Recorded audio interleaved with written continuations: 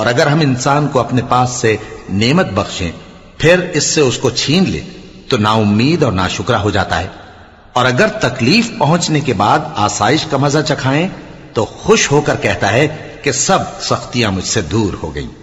بے شک وہ ہے ہی خوشی میں مست ہو جانے والا، بڑا فخر جتانے والا۔ ہاں، جنہوں نے صبر کیا اور عمل نیک کیے یہی ہیں جن کے لیے بخشش اور اجر عظیم ہے۔ تو شاید تم کچھ چیز وہی میں سے جو تمہارے پاس آتی ہے چھوڑ دو، اور اس خیال سے تمہارا دل تنگ ہو کہ کافر یہ کہنے لگیں کہ اس پر کوئی خزانہ کیوں نہیں نازل ہوا، یا اس کے ساتھ کوئی فرشتہ کیوں نہیں آیا۔ اے نبی، تم تو صرف نصیحت کرنے والے ہو اور اللہ ہر چیز کا نگہبان ہے۔ کیا یہ لوگ کہتے ہیں کہ اس نے قرآن از خود بنا لیا ہے؟ کہہ دو کہ اگر سچے ہو تو تم بھی ایسی 10 صورتیں بنا لاؤ اور اللہ کے سوا جس جس کو بلا سکتے ہو بلا بھی لو۔ پس اگر وہ تمہاری بات قبول نہ کریں تو جان لو کہ یہ قرآن اللہ کے علم سے اترا ہے، اور یہ کہ اس کے سوا کوئی معبود نہیں۔ تو کیا تم لوگ اسلام لاتے ہو؟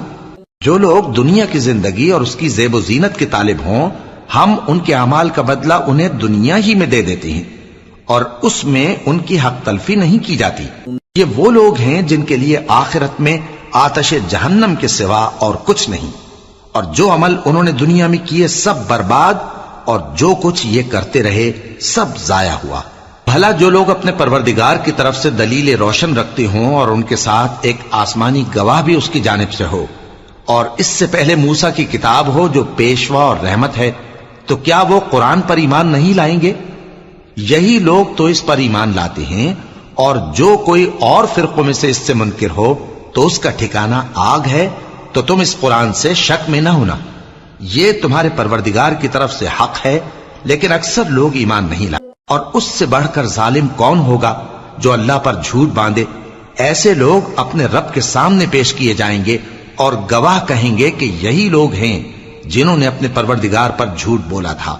سن رکھو کہ ظالموں پر اللہ کی لعنت ہے، جو اللہ کے رستے سے روکتے اور اس میں کجی چاہتی ہیں، اور وہ آخرت کا بھی انکار کرتے ہیں۔ یہ لوگ زمین میں کہیں چھپ کر اللہ کو ہرا نہیں سکتے، اور نہ اللہ کے سوا کوئی ان کا حمایتی ہے۔